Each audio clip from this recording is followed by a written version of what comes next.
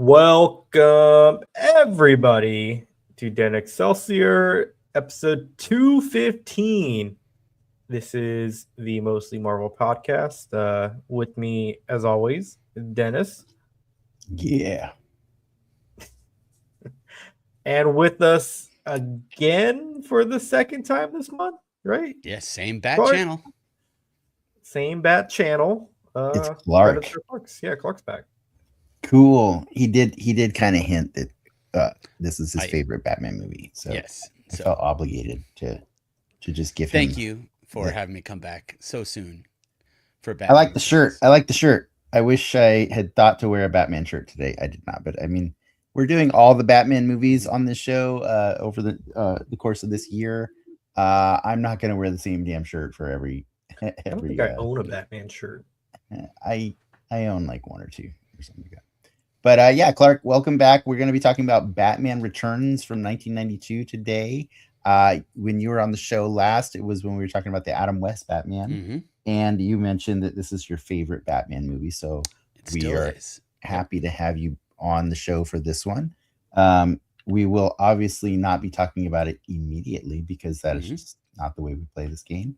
We like to tease people, but I did have fun watching that movie. It's been a little while. I think I watched it like one or two Christmases ago for fun.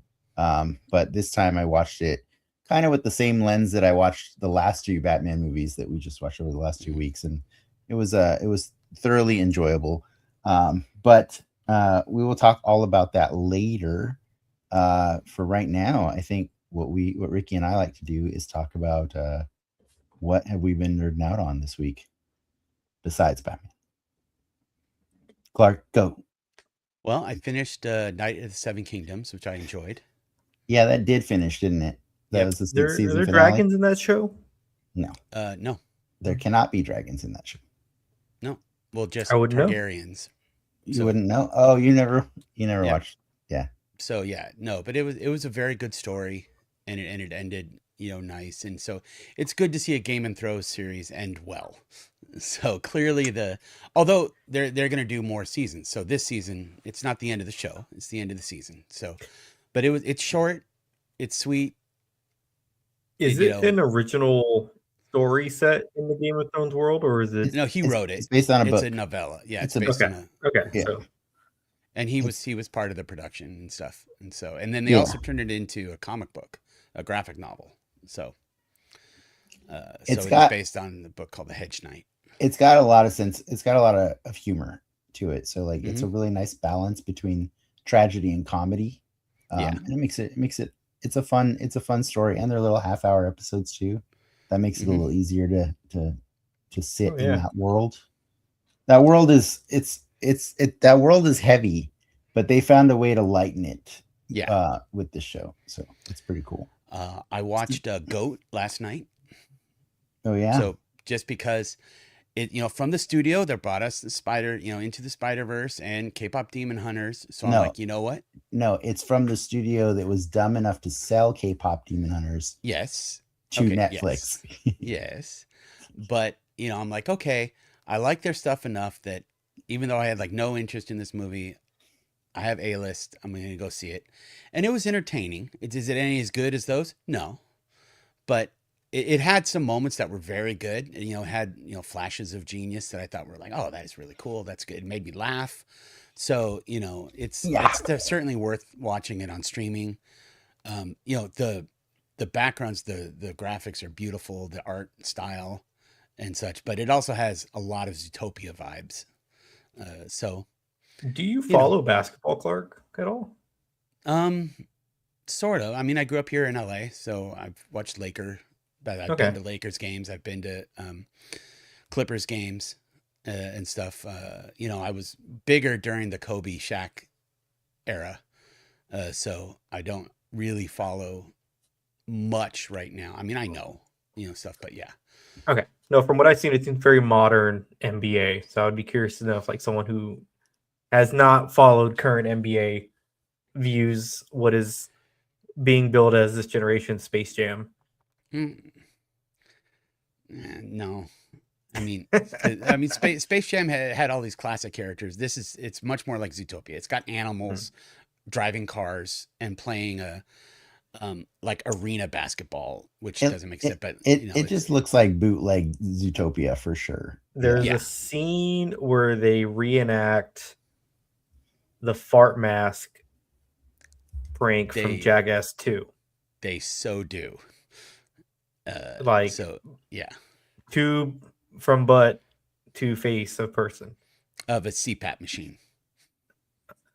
So like they have a number of irreverent little jokes that are in it. And yeah, the fart in the mask was like, oh, and I threw a statement up on our Discord for our D&D group where I said I've never heard the term cloaca used as much since our game playing days. Do they use it in the right context? Nice. They do. They have bird cloaca jokes. Oh man. So well, now I gotta see that movie. It's not bad. The problem is the other movies are so good. I mean, just comparing it, to Into the Spider-Verse and Across the Spider-Verse. I mean, those are masterpieces. This is not a masterpiece, but it's a good movie. It was. I enjoyed it. It was worth seeing. So okay, there's Goat. So goodest of all time. Yeah, the goodest of all time, and I'm super excited for Project Hail Mary next month. So I got my tickets for that. I have a group going opening. Were we at that panel together or no? We were. Okay. Yeah. So, but I read the audiobook. I listened to the audiobook because it's a really good audiobook. Oh, how do they do the voice of the thing of Rocky? Yeah, it's really good. Okay. Ooh. So I kind of want to hear that now. That's in a month. I'm very much looking forward to that. Sort of kicking off. There's a lot of good movies this year that I'm looking forward to, but that one's finally coming. I've been waiting since we saw the preview last summer, and then after reading the book, very excited. It's if you like I love The Martian, and so Andy Weir is the same author of The Martian and stuff. So I would have thought you would have. Oh, go ahead. Sorry. If you like that mix of science and science fiction and comedy, because he throws a lot of comedy in. The Martian's got a lot of jokes and stuff. So I would have thought you would have seen Elvis, the weird or the Elvis the Elvis documentary. Yeah, the biofilm or whatever, the lost footage. No. Where did that come from? I don't know.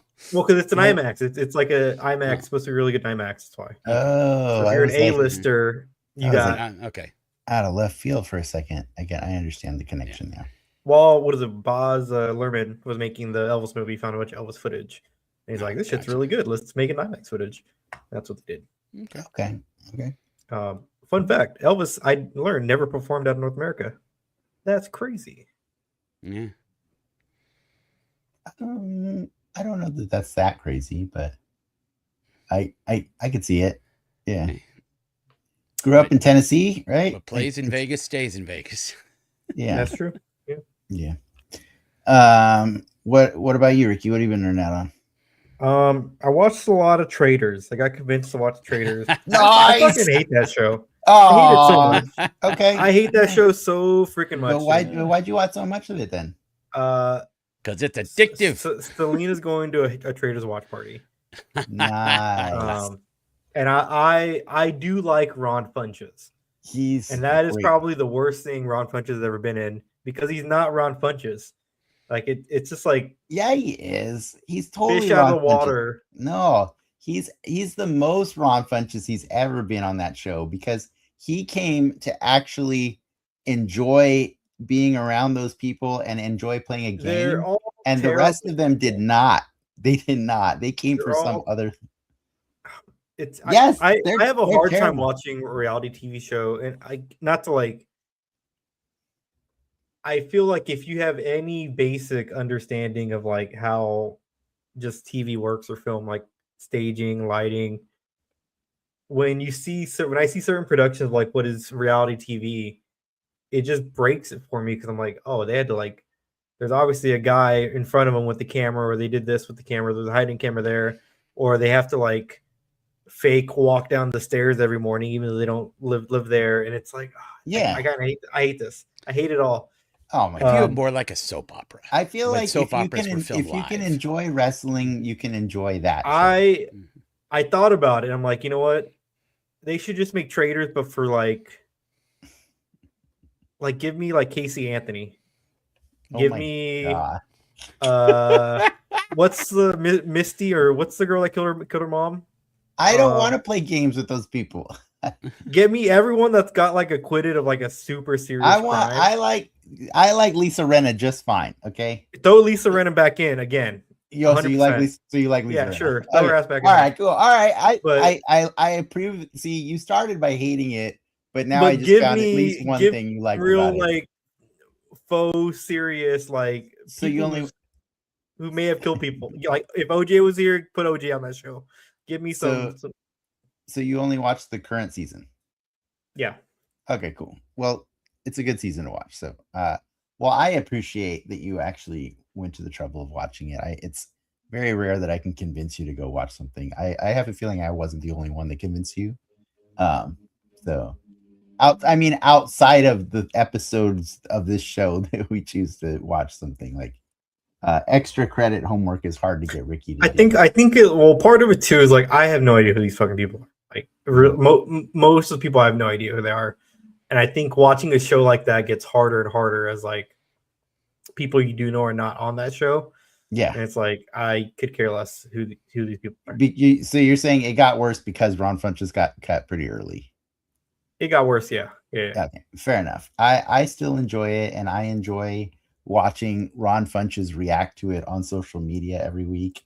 And just as a reminder, the finale is this week, but that means the reunion show is next week. And Ron Funches gets to come back and spill the tea, and that's going to be fun. So, but I watched Shrinking, a much better show. A much better show. That show is amazing. So salty. And I can't wait for the Godzilla show to come back. Did you see Monarch? the drone show, Clarke? Yes, I'm looking. They did forward a to Monarch. crazy ass drone show here in LA, like full size Godzilla. Yeah, with with fireworks. Yeah, and that's crazy. The atomic breath and stuff. Yeah, that was very, very cool.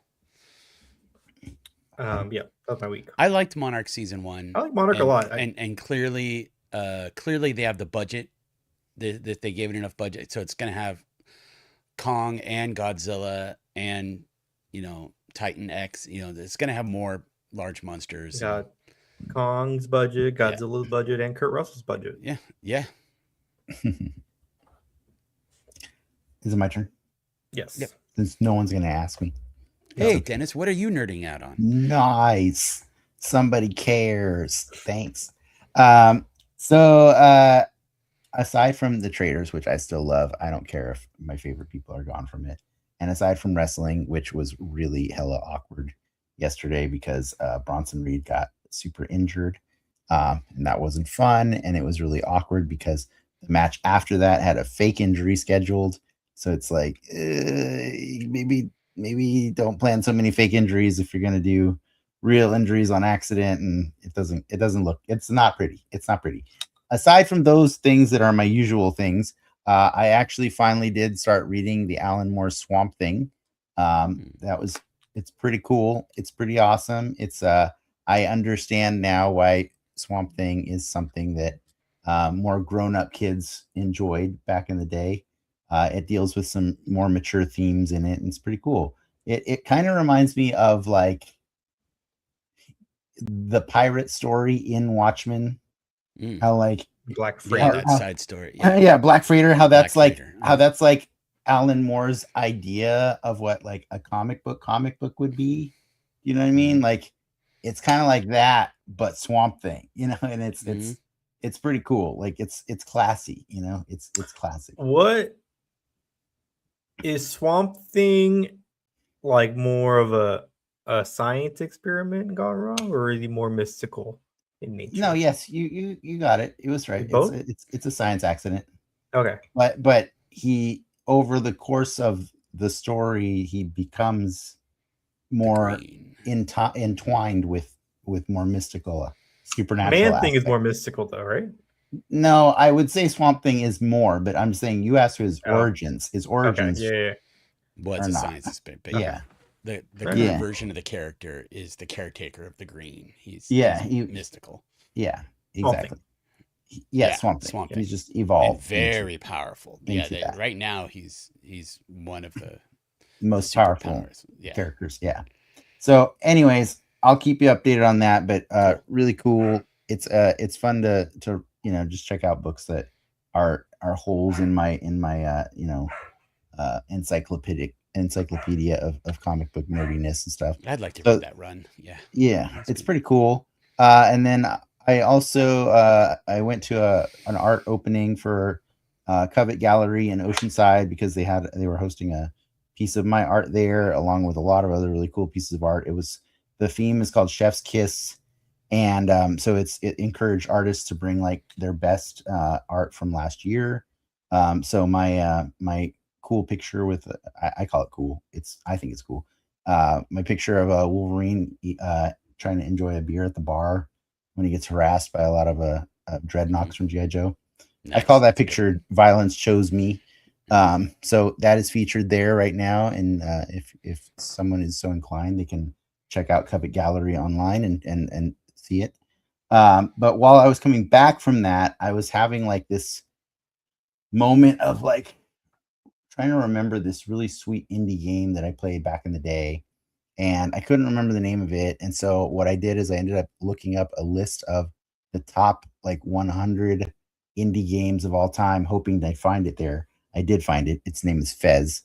Great game. But while I was on that list, I got really into trying out a few of the games that were on the list. And so I ended up, that's what I did on my weekend, man, is I just played some games that I would have never thought to play before. And I was telling Clarke about this on a Sunday. I played Doki Doki Literature Club. That is the most unhinged Japanese schoolgirl visual novel story you could ever not expect. Like I won't ruin it for people other than like the beginning of the game warns you multiple times that it is not suitable for children, and there are themes of death and dark themes that if you do not consider yourself to be in a strong mental state, you are advised to not play this game.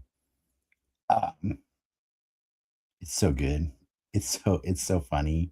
And when I say funny, I fully acknowledge that I have a morbid sense of humor. It is not funny for people who are not expecting what happens in that game. We were having a conversation and Dennis says, "Hey, have you played that game?" And I go, "That game is messed up." And he just started laughing. He's like, "Yes, you have played it." It's so messed up. It's very messed up. So that is my endorsement for that game. Mm-hmm. I also got addicted to a game called Inscription with a Y. I was playing it literally minutes before we had to jump on this podcast. It's a card game. It reminds me of Balatro, Ricky. It's a roguelike card game, but it's got a very creepy like vibe where you're kind of playing with like this weird boogeyman type character. You're playing against him, and he kills you when you lose 2 games, and then you die, and then you come back. And every time you die, you get to make a card out of the cards that you had in your deck on that run. And that becomes your death card. And he takes a picture of you. And your death card has a chance of going into your next deck. So it's kind of fun because in addition to it being just a card game that you're playing, it has an aspect where you get to build your own cards. You know what I mean? Like, it's pretty cool using the mechanics that are in the game. And there's also like, it's 90% card game and then like 10% creepy ass escape room, because you're trapped in this room with this guy, and anytime you want, you can get up from the table where you're playing the card game, and you can walk around the room, and there's all these puzzles and like secrets to unlock and stuff, and super cool. It's a really cool game. So those are things that I've been nerding out on this week. But I promise you, as soon as I'm done here, I'm playing this Inscription again. Ricky, were you muted? I was. Oh, okay. You lost me. You were saying something, and then I thought you said I lost you. You can't be better. It can't be better than Balatro. I like it better than Balatro. So I just answered your question. I think Balatro got boring for me because it's still just poker. You know what I mean? It's poker, but like this game, I still one have of the most successful card games in human history. I mean, there's something to be said about making new games when you get tired of the ones that have been around for all of human history. I just want to remind you, because I feel like this comes up a lot on the show.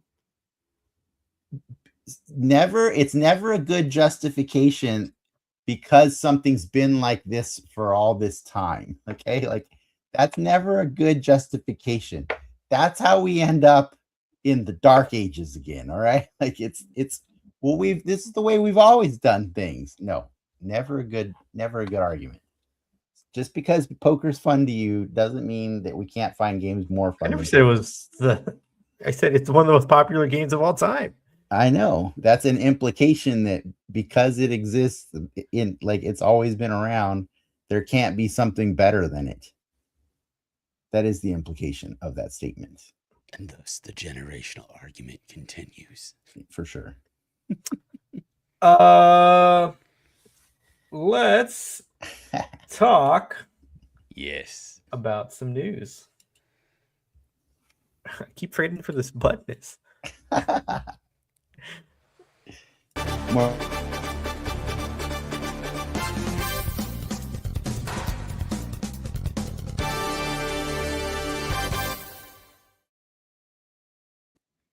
Sony Pictures has confirmed plans to reboot its Spider-Man universe, Spider-Man universe of Marvel characters, right? That's what it was. What? This is from the Sony CEO Tom Rothman. You're gonna make me sad. If the listeners could see my face right now, man, that sucks. So it's going to move away from its current continuity of Spider-Man spinoffs and start over with a new creative direction. Yes, more Morbius. I thought we were done with this. No, you're done with that iteration. So are you serious? Brand New Day will be Tom Holland's last Spider-Man? No, he's not talking about that. He's talking about the other movies, the Madam Webs, the Morbius, the Venoms, the Cravens, the Spamonis. Okay, we're getting more, just in a different. Don't. Oh man, what's gonna happen to Adrian Toomes? Michael Keaton. Man. I feel so bad for that character because we cast him out of our beautiful MCU and into their universe, and now he's just stuck there. We somehow maybe got a Venom from that one. No, that's a dumb way to get a Venom. They could do a better. They'll do a better Venom. It's already in. You can't no take backs. The Venom's there. A tiny drop of ooze is there. That doesn't mean anything. That doesn't mean it has to be Venom from that. Anyways, that's stupid. Can you please give me something else that's fun, more fun? I can't stand. So wait, it's not news, but I don't know if it's on same story. Clarke, what do you think? Just before we move on to that, I am still sad that Sony will continue to keep the rights to Spider-Man because that whole attempt is just all a cash grab, and I don't know why they won't hire competent writers to make good stories. These are good characters, and there's a way that it could go, but I have no faith in Sony. Okay, but you need to clarify something. Are they good characters without Spider-Man?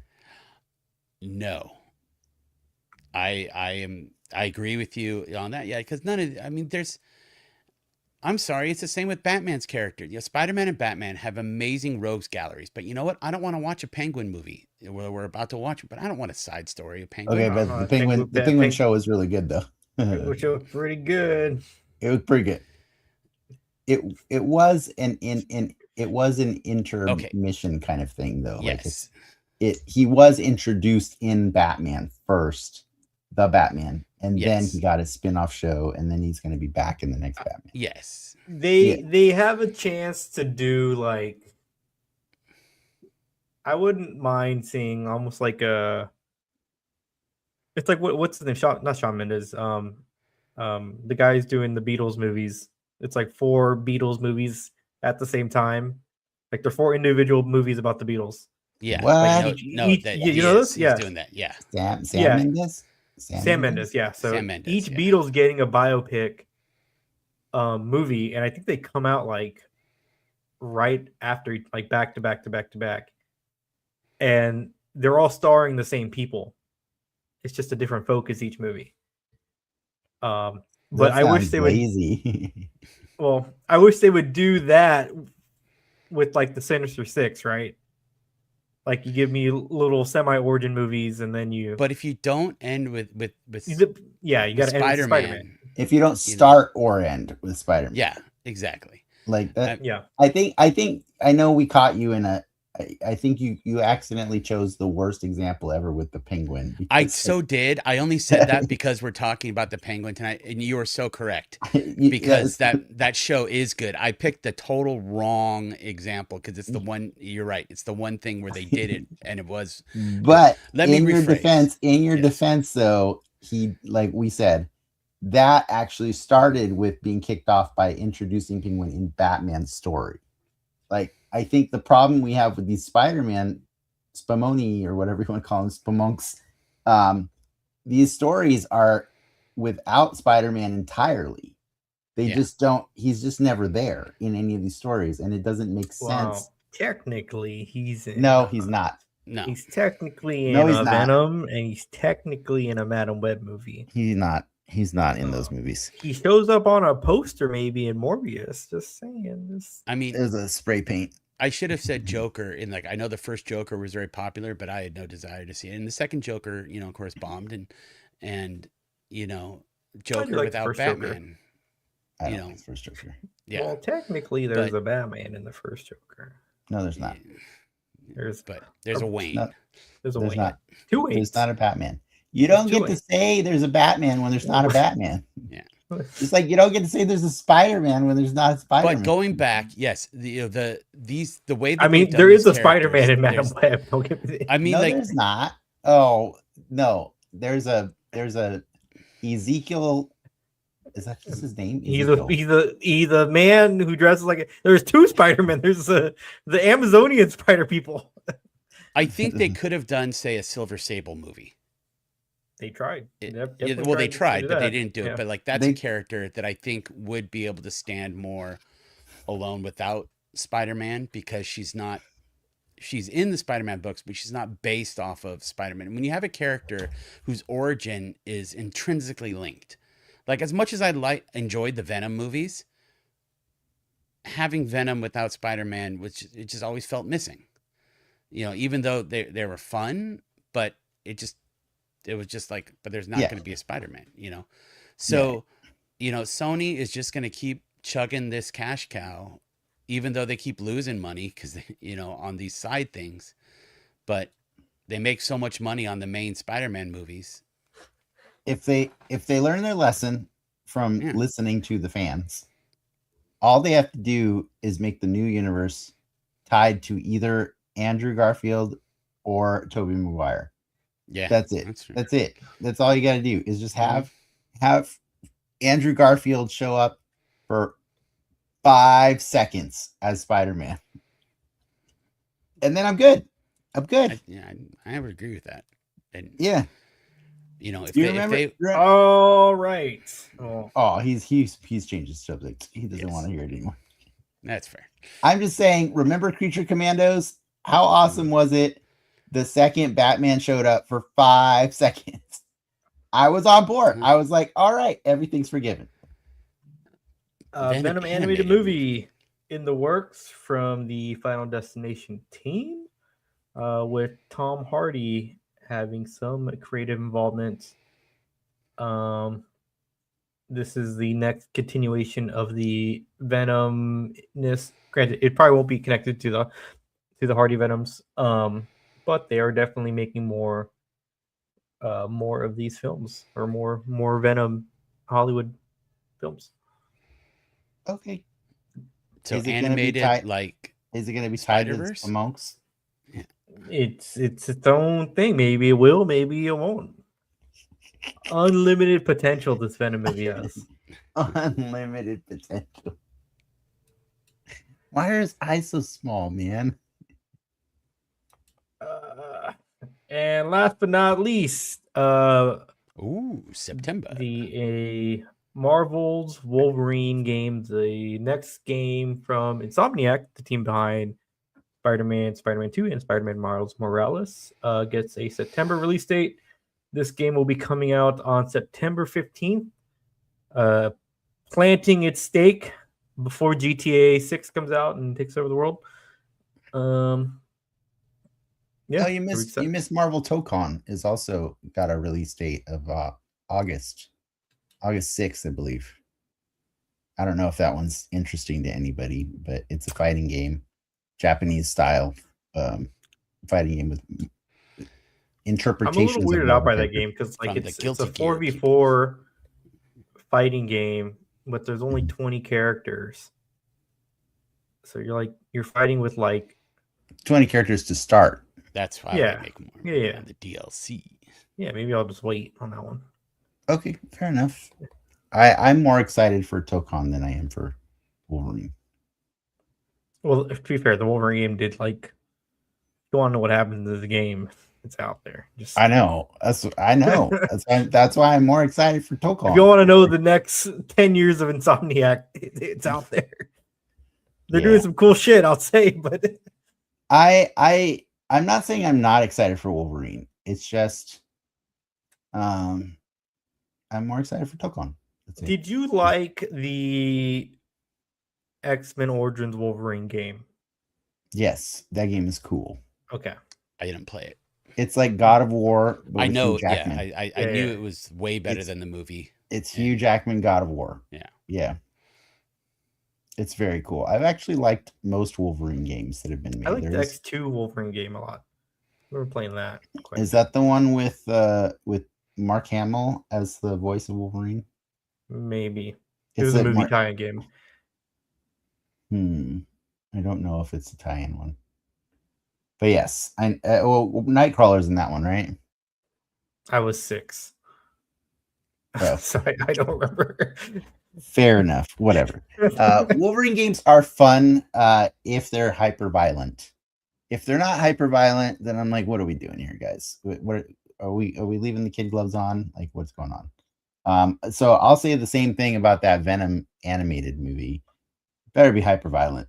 I'm tired of these like heads getting bit off with like PG-13 rules on it, man. Dude eats heads. He eats heads, man. Like they say fuck. Yeah, like once or twice. Probably once. Probably, it's cool. Probably no more than twice. Probably no more than twice. It's probably what happened. It's cool. I'm not being salty. I do think that there are charming things about Tom Hardy's Venom. They are funny movies. I just don't like. I wish he wasn't called Venom. That's all. That's it. Is that weird of me that I just don't want him to be called Venom? Because he doesn't have any spider powers at all, and he doesn't do anything. He doesn't have a white spider on his chest. Yeah, it's okay. I get me out of the funk, Ricky. Can we talk about Batman Returns? Oh, don't forget Maximum Thor tomorrow, 10 a.m. Pacific time.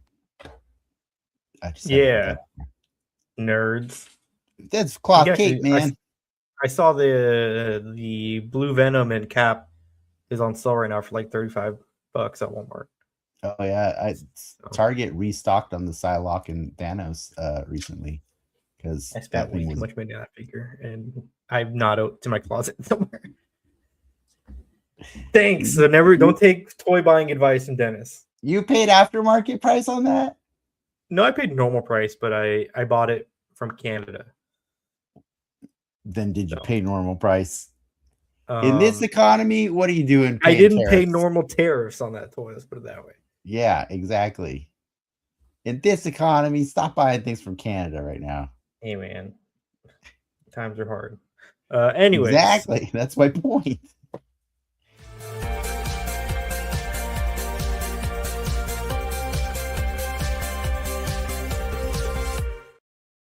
Take it away, Ricky. All right.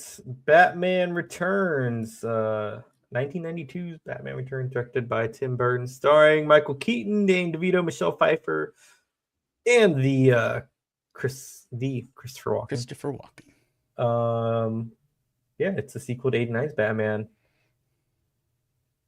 Starring the Penguin. Ricky, how old were you when you first saw this, or when this movie came out? I was in my 20s. No, when this movie came out. Oh, I was a sperm. Okay.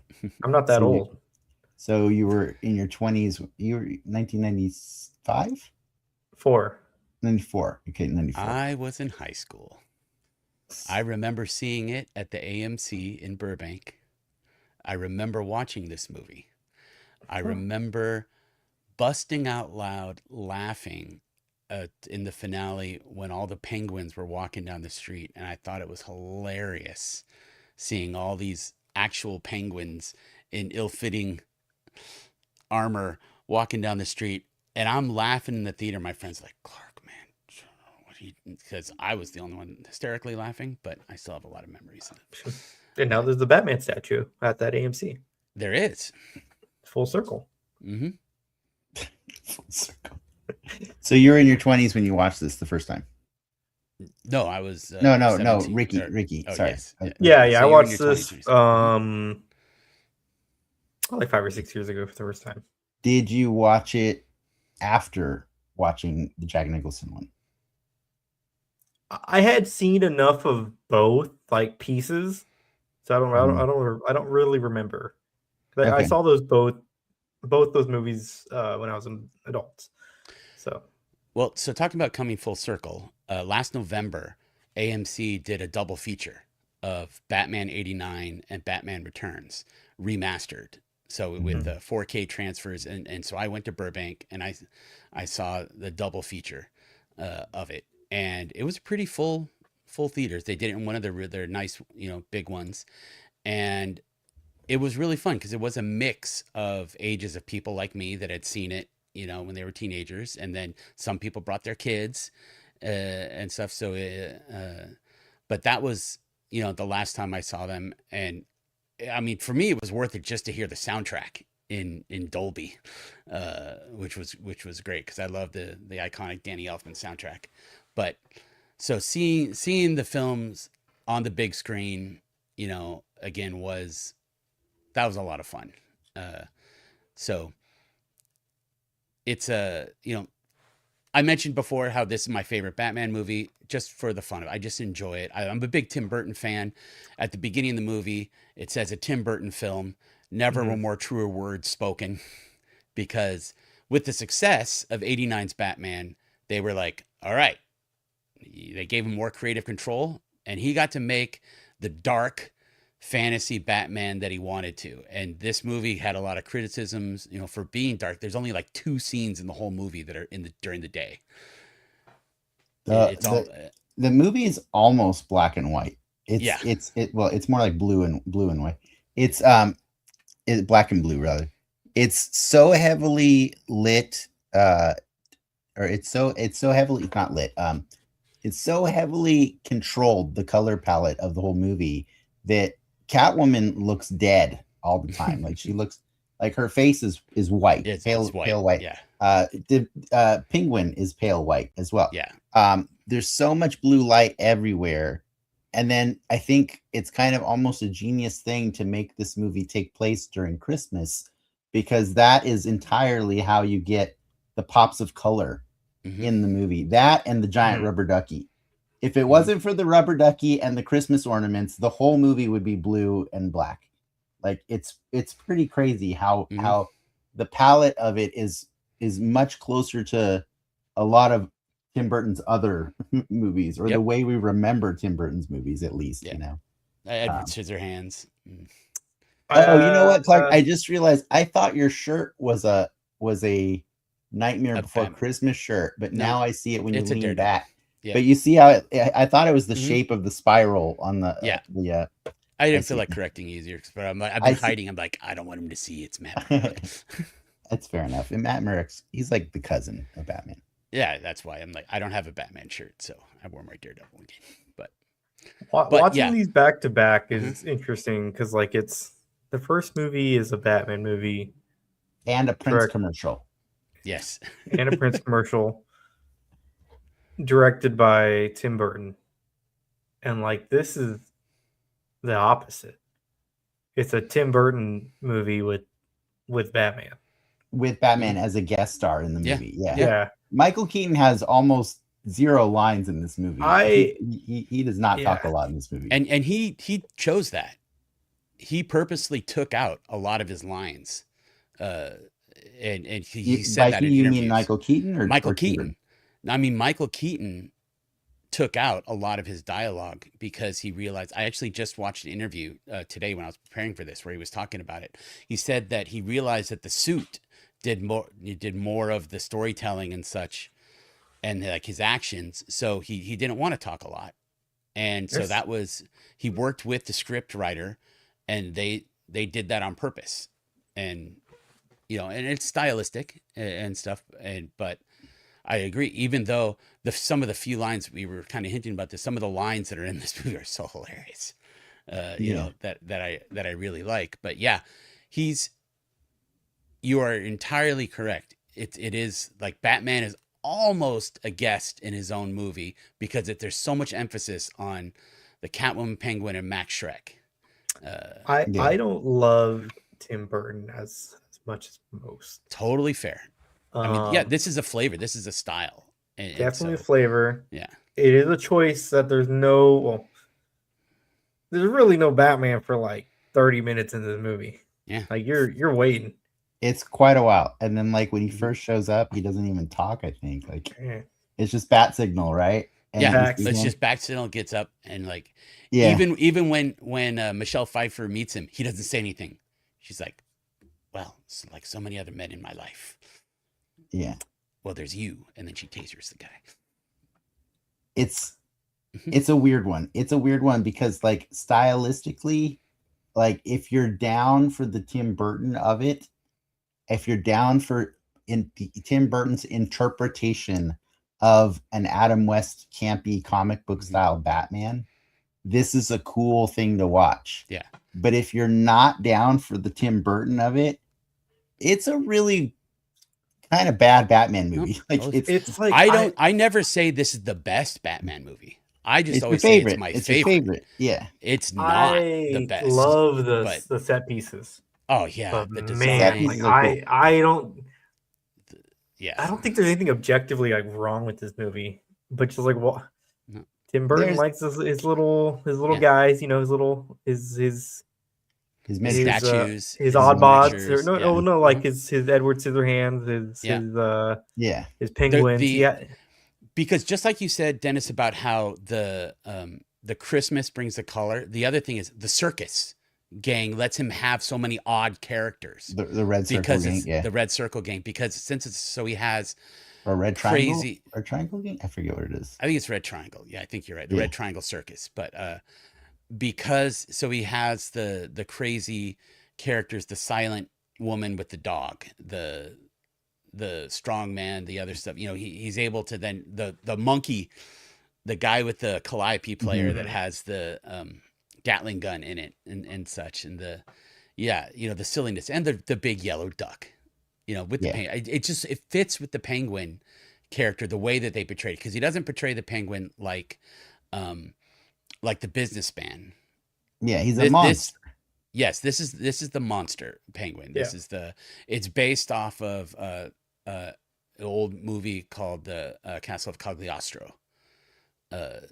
The design of it. I mean, a lot of this is based on older movies. A lot of the set design is similar to an older movie called Metropolis, which is one of the original sci-fi films, and you see a lot of homage to it. but that's one of the things that I like about it. Yeah, he just went with the style, and it just it grew on me because like Danny DeVito was repulsive. Mhm. You know, he's when he's eating the fish and he's got the blood on his chin, and that's disgusting. And most of the time, the blood that comes out of his mouth is green for some Yeah, reason. it's green. No, Yeah. that was from the bloody fish that when he was. But you know, fish don't bleed. They don't bleed green. red. So why is green? Yeah, yes, green. Yeah, when he bleeds that dark, it's like a dark sludge. But it's coming out of his teeth all the time in that movie. It's gross. It's So still gross. Yeah. I have a question for you, since you're such a big fan of this and you have so much knowledge about this movie. Why did they feel the need to say 33 years later when Danny DeVito was 50 years old when he filmed this movie? That's what a sewer does to you.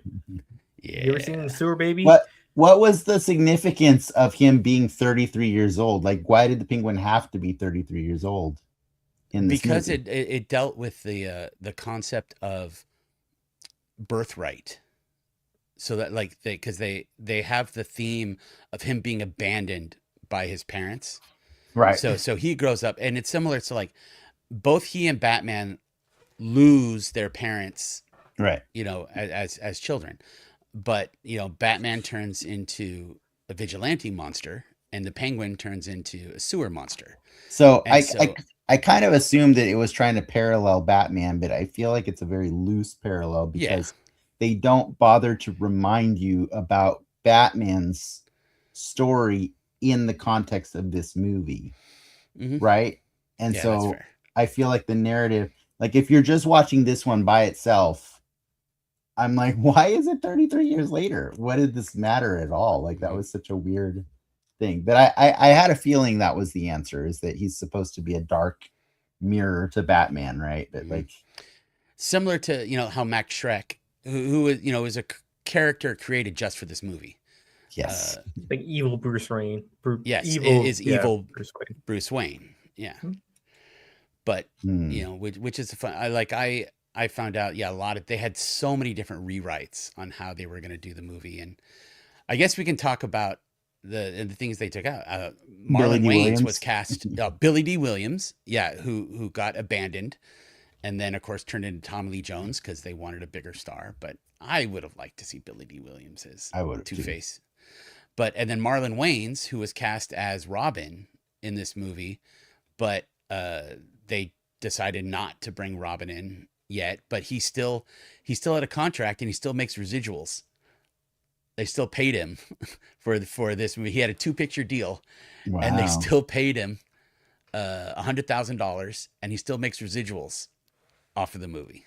That's crazy. That's how Hollywood contracts are crazy.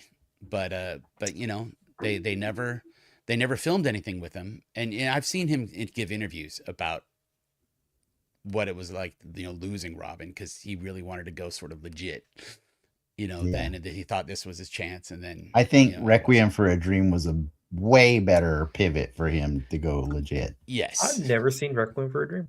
Oh, wow. It's the space movie, right? Nope. No. Watch that. Watch that and then play Doki Doki Literature Club. What's the space one with the guy from Jurassic Park? That's Event Horizon. Event Horizon. Okay, I have not seen either of this movie, and I don't think I know the difference between the two. I hear them both in the same context. No, not the same context at all. No. Like one is a drug movie about addiction, and so Event Horizon. That's Requiem for a Dream. Okay. And then Event Horizon is about a ship that goes to hell and back, and brings hell with it. Like literal hell, or literal? Just like, yes. Yeah. It's just like Doom. Yeah, it is actually. Yeah, but better. But better than Doom. Mm-hmm. Yes. Oh, Jared Leto's in this movie. Yes, it's probably one of the best things he ever did. It's. Here's what I'll say so that we can get back on Batman Returns. If you've never seen Requiem for a Dream, it's an excellent movie that will make you feel just sad at the very end. Like it's okay. It's not a happy story about addiction. It's a how far can we push this? Um, it does have Keith David in it, and he has some of my favorite quotes ever in any movie, period. But it's just not tasteful right now, and I'm not going to share it. Like, might be the first time I ever chose not to share Keith David's lines from that movie because it doesn't fit. It's not part of this talk, which we're talking about Batman Returns. And I think that we have done a disservice to Batman Returns by not talking about the best thing in the whole movie, Michelle Pfeiffer. as Catwoman. Mm-hmm. Like, what did you think of Michelle Pfeiffer as Catwoman? Because I'm assuming you watched her. You said you watched her in your 20s. You watched her now. How did she make you feel, Ricky? I think Michelle Pfeiffer is great. Looking back at this with like hindsight of what Halle Berry's Catwoman was, people were kind of super pissed at Catwoman, like Halle Berry. Like, it's the same fucking shit. Like, she does it's pretty much the same story. Yeah. She does. Yeah. It's the same story. Yeah. Even with like the weird, like, Catwoman's just like the ultimate crazy cat lady. Yeah. Right. In all essence, but she's not like the cat god. So it's weird that there's like 2 movies now where she's. Well, remember, it's not Selena Kyle in Halle Berry's. Fair. It's Patience Pruitt. So I think the idea is they're implying that it's still in universe with Selena Kyle's Catwoman, and that sometimes women who are just down on their luck, they die, and then cats show up and wake them up, and then they are imbued with cat powers. It's funny because like that iteration of Catwoman's story, at least for me, I only know from these movies, right? Because otherwise that is only from right. Yeah. Yes, because the movies thought, well, this character can't possibly be interesting. She's literally just a cat burglar that dresses like a cat. And what's crazy is like the one or I guess now I would say the least popular Catwoman on screen is probably Anne Hathaway. Oh, you're crazy. No, I like Zoe Kravitz. I think I like her. I think she's Anne Hathaway is the best. I like Zoe Kravitz. The best comic book Catwoman is Anne Hathaway. I would say that. Like, I'm not gonna say she in any way holds a candle. But people still defer back to Michelle Pfeiffer. Right. I'm gonna say, I'm not gonna say she holds a candle to the performance that Michelle Pfeiffer put in this movie, but it's not Catwoman. But you see what I'm saying, right? Like it's like it's weird. Yeah. Well, I mean, like, how does she? But same with the Penguin, right? How she suddenly gains all these superpowers from falling out a window and being bitten by cats, and then that whip scene. She practiced it, and she did it on the first take. And the skipping in heels. Yeah, that is not easy to do. And Clarke tried it. Oh yeah. Her performance is nuts in this movie because it's a full on, like, she's fully immersed in that character, in that costume. That costume, like, just empowered her to go. It's extra. Just like, it's crazy. But she is actually a really well thought out character with a lot of there's a lot going on to Catwoman. You know what I mean? Mm-hmm. She's going through a real internal, like, midlife crisis, really, right? About like what is her place in this world? What has it been? And what should it be? And I think that's a really powerful thing to put on screen, especially in 1992, because that's not the kind of thing that's not the kind of role a lot of women were getting. You know what I mean? Like, like, this is way beyond the Vicky Vale role, right? Like, the Vicky Vale role was like, hey, Batman's here to save you and stuff. Mm-hmm. But Catwoman's here to say, I don't need Batman to save me. I'm going to take care of myself. And it's a very powerful character to see on screen in 1992. And to this day, I think it's still a powerful character. I really like this scene where they're dancing together without their masks. Oh yeah. You know, at the reason why I bring that up is because there's the physical aspect of her being a strong character, but like character wise, she matches Batman, and like she intrigues him and outmaneuvers him, and is that great equal with Batman, and then they're back and forth, and then they're like, I love when she I when would she say lands in the truck and just like saved by kitty litter. yeah, I would say in this movie she outmatches Batman because he's in about 70% less scenes than she is. I like have no problem with that statement. I think he shows up to the scenes and gives her what she needs to continue working, but he's not really given a lot because he doesn't. I'm sorry, man, Mike. I think that's interesting that you tell me Michael Keaton chose that because, like, I just feel like for a movie called Batman Returns, I'm still waiting for him to return, man. Like, it's like I like the suit. I like that I do feel like it is a sequel. It is a true sequel, and so that in that sense that it's a companion to the first movie, right? Like you have to watch the first movie to get all the beats because like they continue the beats with like the car, right? The car, they don't bother to teach you as much about the car this time because you already learned it, right? And so you understand how the armor works, you understand what Penguin's doing to the car, like you get a lot of the things. Like there's a lot of little beats throughout the movie that are callbacks to the first, right? Even Catwoman, for some reason, inexplicably says it's a hot time in the town tonight, you know, and it's going to be a hot time. And I'm like, that's what the Joker said. Like, why are you saying that? Because the writers, I guess, wanted every one of their movies to have somebody say that. It was going to be there. I have a bad feeling about this if the franchise kept going forever. You know, do we know what a third Batman movie was going to be? Like a third? I think Clarke does. Yeah. So the Batman Forever, before it went over to Joel Schumacher, was going to be a more, again, it was going to still stay serious and such, but like they had to convince Tim Burton and Michael Keaton to come back for this one. They originally didn't want to do it, but they offered them so much money and so much control that they did. So Michael Keaton got $11 million for this movie, which in '92 was a lot of money. So yeah, they were going to have Robin. I mean, they were going to push that to Batman Forever, and which they did, but then they just recast, and like Batman Forever, was going to have, originally Harvey Dent was Two-Face was going to be in it and such. So he was going to be the third. However, once Tim Burton left and Joel Schumacher came in, they scrapped everything and kind of rebooted with another interpretation of the Adam West. But it's actually still not a reboot because it still has the same Alfred and the same Commissioner Gordon. Yeah. And they also make references to his previous girlfriends in that movie. Yes. It's not a real reboot. I always say it's a stylistic reboot. I always see it as a continuation of the other two. No, I agree.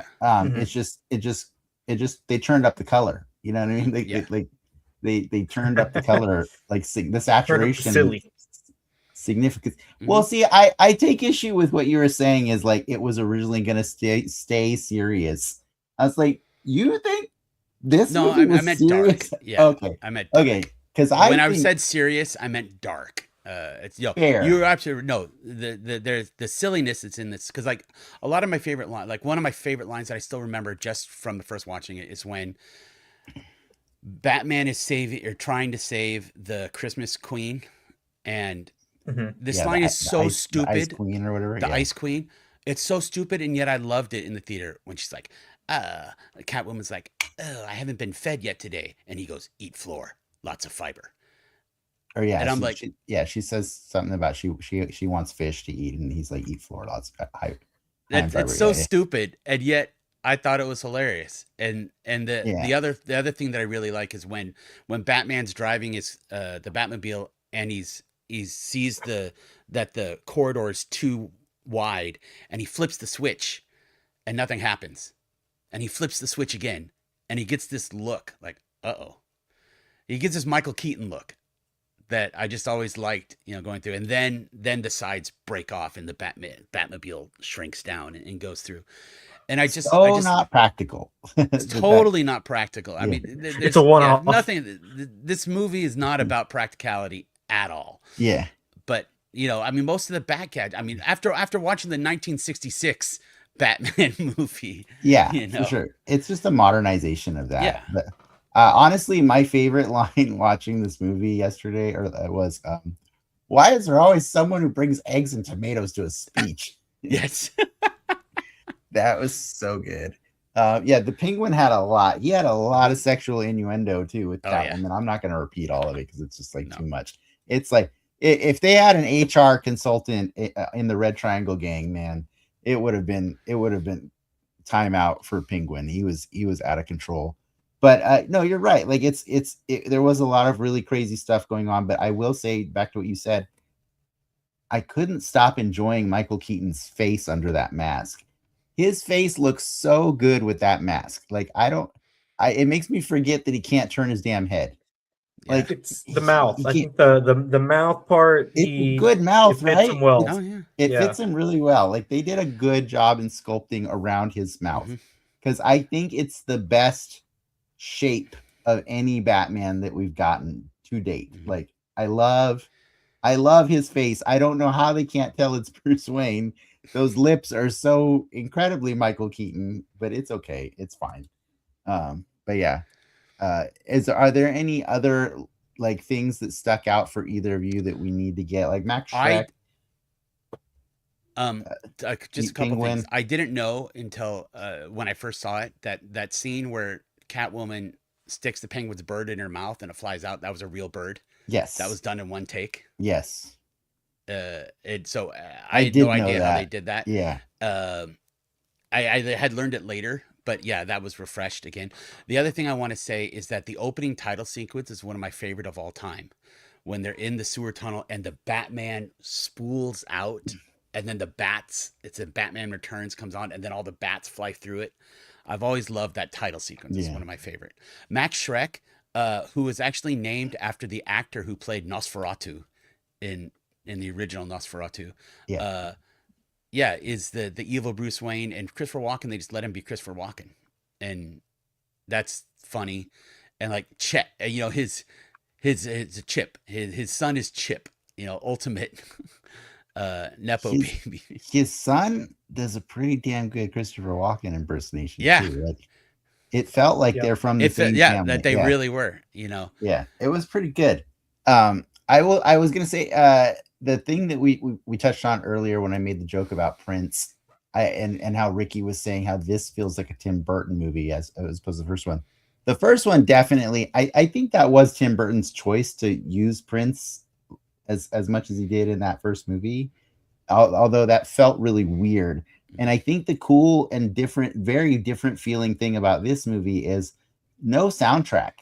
He just let Danny Elfman go crazy in this movie, right? Like I think that's why this movie feels so much more Tim Burton, because we associate Danny Elfman with Tim Burton, right? Like they're a package deal at this point in time. And so I think we say they let Tim Burton run wild, but they let Danny Elfman run wild in this movie too. And that's why it feels different. Because I don't know, am I wrong, Ricky? Like the first one still felt like a Hollywood movie that was like had different agendas, right? We got to get Batman in there. We got to get the Joker. We got to also like put some music out there that people will like and like have like we got to have a Kim Basinger as the star. If I was paying for if I'm a studio, right? I'm like, Tim Burton, we need to make a Batman movie. Give me the first one. I'm like, yes, thank you. We sold so much toys. The kids are gonna love it. It's amazing. Prince is happy with his sales too. Yeah. And like, all right, we're gonna do another one, and you can do whatever you want. I trust you. And then you turn this. I don't say shit. Turn this shit in. You turn this in. I saw your face. And you're like, oh, like it's. I don't want. It did very say well. It's like not. It's not. Yeah. Although McDonald's canceled their tie-in. You know what did better than this? Batman Forever. Hell yeah, it did. Like it's not a fun movie. But not Batman and Robin. And I don't. And I think that's the problem with it for me. Like the Batman Robin, Batman Forever, those are fun movies. And I don't think the Nolan movies are fun, but they max Mm, out in other ways.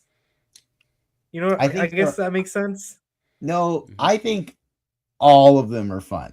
Like, and I said this when we started 2 weeks ago. I said, "Oh my god, I'm so excited for this marathon that we're doing because all of them are fun in just different ways, in very Mhm. different ways." Yeah, and I was we tell talked about it last week. Like I was telling Lindsay. this Oh, sorry. good. Well, I was just telling Lindsay when 2 weeks ago when we talked about the Adam West. I said, like, we were talking on the show about how we can't think of anything that's stylistically more different each iteration than Batman, right? And she's like, "Oh, yeah, like there's like designers that have entire conversations about that. Like, it's a whole thing in the designing community is to point to Batman as a reference point for how to design whatever it is you're designing, because every single iteration of Batman is so freaking different than the one that came before it. You know what I Mhm. mean?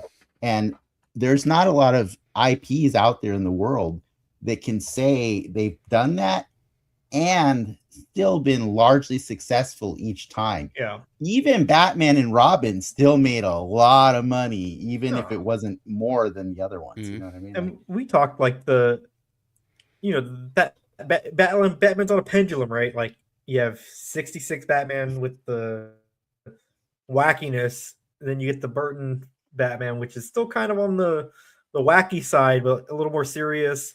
And then you get this, right, which I think is on the like this I is don't still say night and Burton. day difference This, from yeah, it's still Burton, but it's very different. it And is. then the pendulum starts to go in the silly, right? It goes Mhm. back all the way up to Ice to Meet You, right? And then it comes back down. And we're like, okay, well, shit, we got to do Batman Begins now, right? Like we got to, and it, and we're like we're teetering, right? Because then we're gonna have the spoiler Richard. We're gonna have two continuous Batman franchises going on at the same time. We'll see if that's an embarrassment of riches. We'll see. Yeah, it could be good. It could be jarring to people. We'll see how that goes. I know that I'll never forget when I met Clarke a long time ago. One of the first things we did was, I think, watch Star Wars movies, or I watched Star Wars movies in my dorm room apartment or whatever. But I know that really quickly after that, I think it turned into something about like Batman Returns, because Clarke can't not talk about Batman Returns. Um, and we got into a fun conversation that's been going on for decades now. But Clarke, would you like to enlighten the audience as to why I have always had a grudge against Batman Returns? I will. I was wondering if you were going to bring this up. So I know exactly what Dennis is talking about because we've had this discussion for over 20 years. This Batman kills. He kills so many. He Oh, he kills a kills shit ton of people. But he does. totally much. Yeah, But not even this just is killing. not. Yeah, He does he Looney Tunes killing. yes. When he sticks a bomb in a guy's He belt and smiles as he then kicks him down the sewer. He takes the guy who's blowing fire, turns yeah. his car around and jet exhausts the fire guy. Yeah, he does ironic Oh kills. my He god, does this thing silly is kills. I This is a killer Batman. And in the comics, for decades, it's established how Batman doesn't kill. And I absolutely give that to Dennis. You know, that is a totally legitimate gripe. And it's come up, the Nolan Batmans went back to that, and then of course the Batfleck kills because Snyder went back to the Batman killing and things. So it's sort of been a discussion. You know, there's different iterations of Batman, and so I that's want why I always say realistic this is a flavor. You know, so Batman where this he'll Batman he kills in a ironic, Looney Tunes way. That's good. The way I like how you said that. Well, also Robert Pattinson does not kill as well. Yes, Robert Pattinson also does not, and it's one of the things that I really like. Robert Pattinson is so scarred that the bat on his chest is made of the gun that killed his parents. Probably. Yes. Probably. Yeah. It's been heavily I read that too. Yeah, by a lot of people. Mm-hmm. But I know that's kind of a weird hill to die on for the Michael Keaton ones because let's be realistic, that ain't the Penguin and that ain't Catwoman either. No. But they're fun. They're fun interpretations of the characters. So like the Sony verse of the weird ass Sony interpretation. It is of those characters. Yeah, that's fair, except for the fact that they're more tonally consistent with each other. Do you know what I mean? Like, if that makes sense, like I can at least appreciate that the art direction is consistent with them, that the writing is consistent, and that like the stage direction is consistent with them. The Sony ones are all over the place, man. Like I can't even imagine a world where that Madam Web is hanging out with that Venom and that Morbius and that Vulture. Those are four incredibly different, and Craven. They're all different. They're all so different. You can't put those in the same crayon box, man. You can't do it. Mm-hmm. It's not going to work. But yes, to your point, Ricky, it could be considered as offensive as the Sony's Spider-Man stories, except for the fact that back then we were starving for content. Yes. We were starving for it, and we were willing happily to eat up anything that Tim Burton or Joel Schumacher gave us, until it got to the point where by Batman and Robin, we had a lot of movies that had come out that were far better, right? I think we'd already had a Spider-Man and no, not Spider-Man yet. We had a Blade though. Like we had Blade came after Batman and Robin. You're right. Blade did come after Batman and Robin. You're right. Blade brought back the superhero movie because Batman and Robin killed it again. And Blade you're right. Blade brought it back to being badass. But we also got Spawn the same year as Batman. Yes. I don't watch Spawn. I've never seen that movie. It's not good. It's not good. not good, Keith David. It's not good. That's not Keith David, bro. Well, I always but like all that time is a blur. From when Spawn was created, how long was it? Like when was Spawn was created in 92, and then the movie came out 97. Okay, so they moved pretty quick on it. 97. Yeah. Okay. Summer of 97 was the Spawn director's and cut Batman and Robin. is better. Yeah. Mm-hmm. I mean, that does still make it a good movie, but it is better. But yeah, I did feel less angry watching him murder people this time around. Because, I mean, he kills people in 89. He does. So, I know. I already saw that. I saw that 2 weeks ago. Yeah, or last week. But you know, we had this. But this one, it's clear and obvious, and on purpose. He enjoys it. Yes, I thought the funniest thing about Batman 89 that I never realized, similar, I had two realizations in the last 2 weeks, that things that my young brain never processed the way my adult brain did to this week and last week.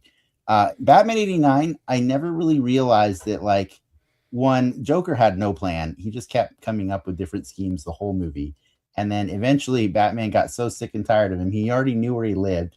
He just sent a Batmobile into his lair with a bomb and blew up the entire thing, expecting to kill the Joker. And then that didn't work. So then he had to go to a plane and do a whole other third act, like, kind of sequence. And I'm like, your plan was to just murder him with the bomb. Like, that feels like the thing the bad guy does. That's like chaos, like, to the nth degree. That's just too much. Now, the thing I watched when I finished Batman Returns last night, in the final act of the movie, or the final climactic part, where, okay, all the Penguin at least had a plan from the beginning, right? The beginning, his plan from the beginning was, I'm going to get the names of all the firstborn children.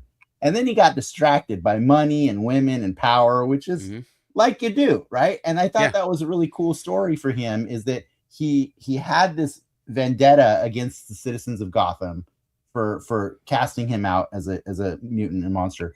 But then along the way, he became a Gothamite. And then when he got rejected again for who he is, then he's like, no, you know what? We're going back to my plan. And then Batman stopped the plan. And he's like, all right, backup plan. I've got these penguins here, and I've strapped them all with rockets. And they're penguins. Yes. Well, no, they live in the zoo. They live in the zoo. In the but polar exhibit of the zoo. Sewer penguins. Is it an abandoned zoo, though? Are we sure about that? Is it? It is when the penguin has it as his base. It would be weirder if it wasn't abandoned. That's what I was gonna say. Thank you for clarifying, because his little woman announced on the microphone that they estimate the penguins will kill 100,000 citizens of Gotham, and then to his disappointment, Batman hits a button, then changes the signal. All the penguins come back, and they fire everything on the penguin instead at the zoo. They just obliterate the zoo. And I'm like, oh my God, the zoo animals. I didn't realize it was abandoned. Did they mention that somewhere in the movie? I forget. I must have missed it. Are we sure they mentioned that it was abandoned? Why they were circus people. What? I'd have to look, but I've always seen it as abandoned. Because I never saw any animals and well, yeah, because it's miniatures. That's why you didn't buy animals. That is very, very true. So the gang's all circus people. Yeah, and they all live down in the. I'm trying to remember if I read a novelization or something. I mean, because it's an older movie, and I've kind of ingested stuff about this movie for the last 20, 30 years. I want to believe it's an abandoned zoo. Yeah.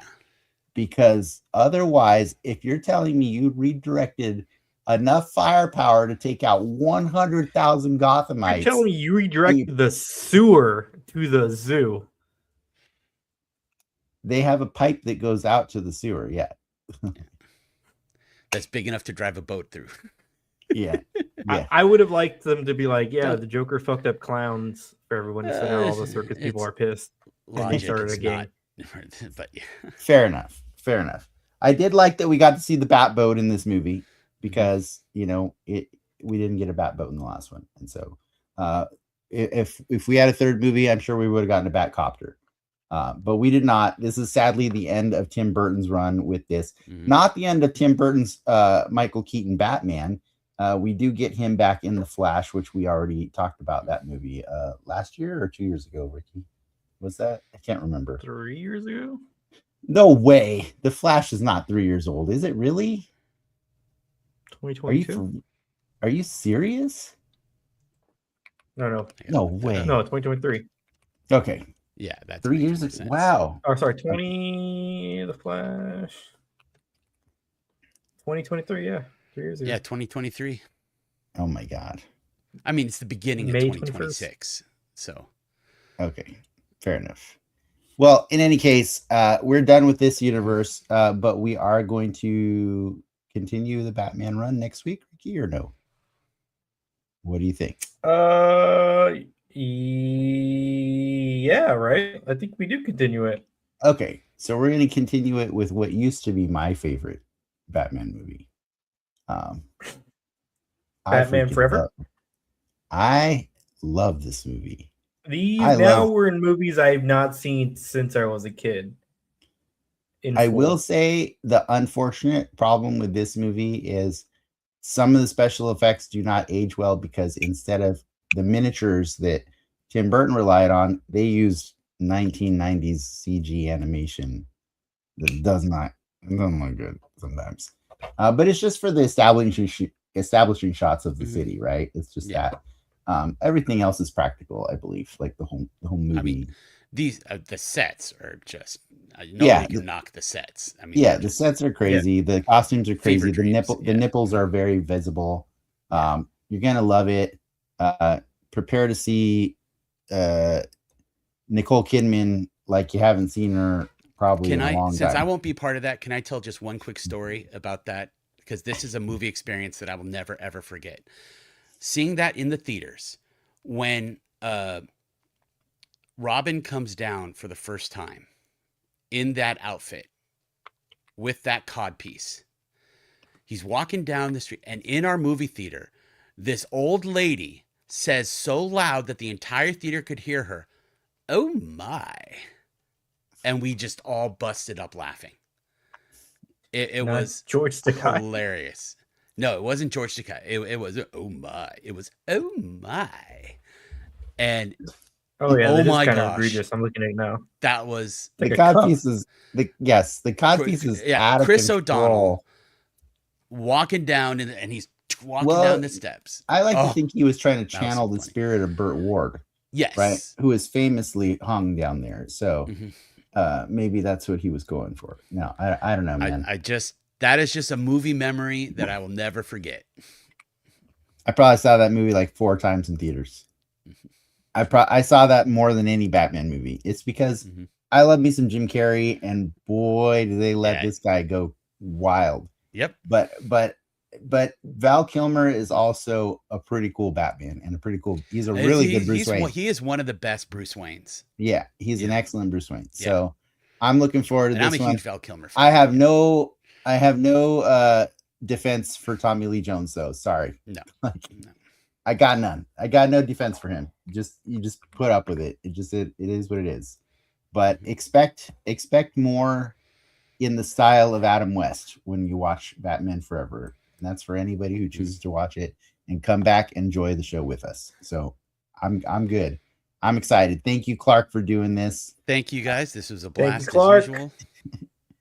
It's boiling acid. And with that, true believers,